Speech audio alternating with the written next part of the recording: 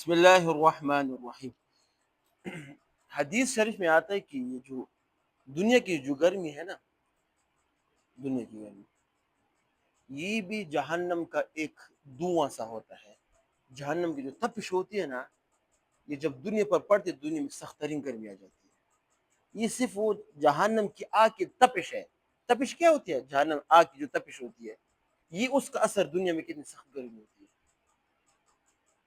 اور جب قیامت کے دن آپ سے کیا کہتے ہیں سورج تقریباً 1.5 کلومیٹر نزدیک ہوگا، 1.5 کو یہاں سے لے کر جیسے کوارڈ بازار اتنا نزدیک آپ کے ساتھ یہ سورج ہوگا، اور زمین بھی کیا ہوگی، یہ لوہے اور پیتل کی ہوگی، آپ اس پہ ننگے پاؤں کھڑے ہوں گے۔ اس وقت آپ کی کیا حالت ہوگی؟ وہ قیامت کا منظر اور بہت خطرناک منظر ہے۔ آج کے لوگ جو گرمی گرمی بول رہے ہیں، تو اس گرمی سے سبق سیکھ ہمیں قیامت کا جو احوال ہے، جہنم کے جو احوال ہے وہ یاد کرنی چاہیے کہ یہ تو ہم برداشت کر لیں گے، اے سی وغیرہ لگا دیں گے، قیامت کے دن ہم کیا کریں گے؟ قیامت اے سی کیا ہوگا آپ کو پتہ ہے؟ اللہ تعالیٰ کی عرش کا سایہ وہ اے سی ہے، بس اور کچھ نہیں۔ قیامت کے دن اللہ تعالیٰ کا عرش، اس کا جو سایہ ہوگا وہ اے سی ہے۔ جو اس سائے کے اندر آئے گا اس کے لیے قیامت کا دن ایسے جیسے کہ ہمارے لیے کیا ہوتا ہے عصر کے ٹائم گھومنا، عصر کے ٹائم موسم صحیح ہوتا ہے نا، ایسے قیامت کا دن اس کے لیے پلک جھپک میں گزر جائے گا۔ اس میں تقریباً 7 قسم کے لوگ آتے ہیں، وہ میں اب بیان کر چکا ہوں۔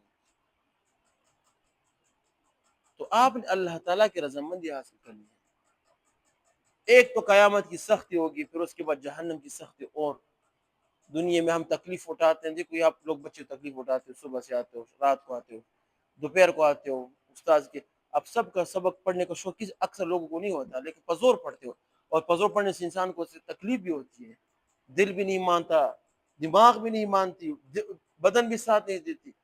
اس کے بعد استاذ کی مار وہ علیحدہ کھاتے ہو، اس کی بےعزتی علیحدہ برداشت کرتے ہو۔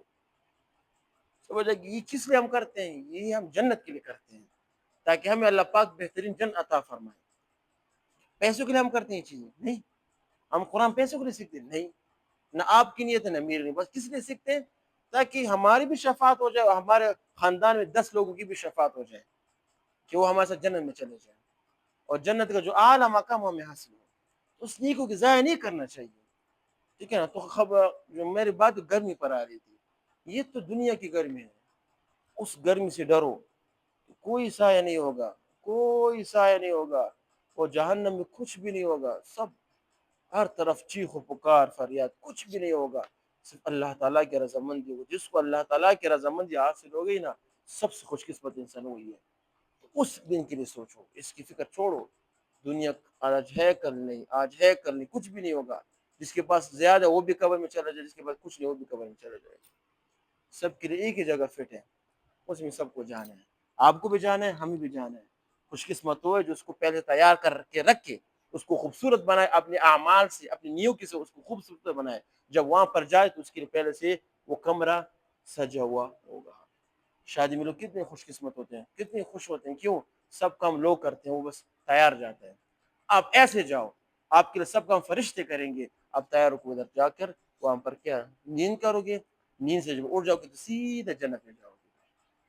یہی خوش قسمت لوگ ہیں۔ اللہ پاک ہمیں ان لوگوں میں شامل کرنے کی توفیق عطا فرمائے۔ وآخر دعوانا الحمدللہ رب العالمین۔